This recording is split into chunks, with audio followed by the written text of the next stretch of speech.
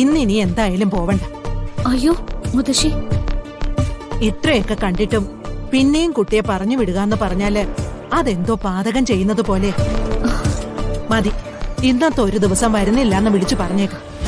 അയ്യോ അത് മതി കുട്ടി. ശരി.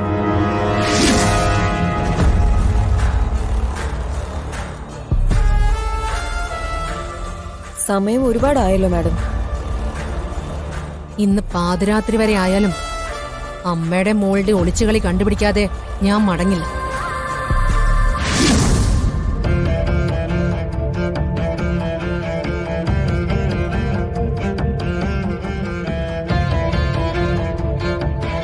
അമൃതേട്ടത്തി, മോള് വരേണ്ട സമയം കഴിഞ്ഞു.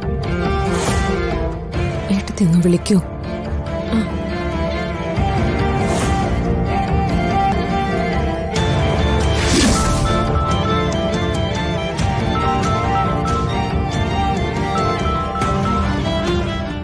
മ്യൂസിക് സ്കൂളിൽ നിന്നാ. ഹലോ, ഇതെന്ത് പറ്റി മോളെ? ഇത്ര നേരമായിട്ട് എന്താ വരാത്തെ? അത് ഞാൻ അങ്ങോട്ട് വിളിക്കാനിരിക്കായിരുന്നു മാഡം. ഇന്ന് അങ്ങോട്ട് വരാൻ പറ്റുമെന്ന് എനിക്ക് തോന്നുന്നില്ല. എന്താ? ഫിദ മാഡത്തിനോടൊന്ന് ചോദിക്കോ ഞാൻ ഇന്ന് ലീവ് എടുത്തോട്ടേന്ന്. നമുക്ക് ലീവ് വേണമെന്ന്.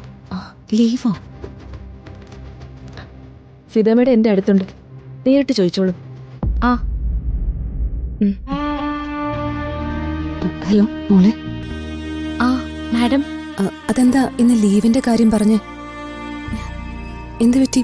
സുഖമില്ലേ? അല്ല, അസുഖമൊന്നുമില്ല. പക്ഷെ ഇറങ്ങാൻ വൈകിയതുകൊണ്ട്. വൈകിയത് കൊണ്ട് എന്താ? ഇത് മോളുടെ സ്ഥാപനമല്ലേ. എനിക്കും അമൃതയ്ക്കും കൂടി ഇന്നൊരു സ്ഥലത്ത് പോവാനുണ്ട്.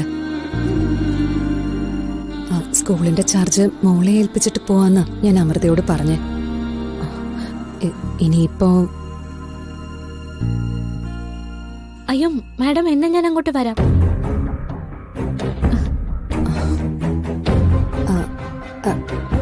എന്നാ മോള് ഒരു വണ്ടി വിളിച്ച് പെട്ടെന്ന് വാ. മോള് വന്നിട്ട് വേണം ഞങ്ങൾക്ക് ഇറങ്ങാൻ. എന്നാ ഞാൻ പെട്ടെന്ന് വരാം.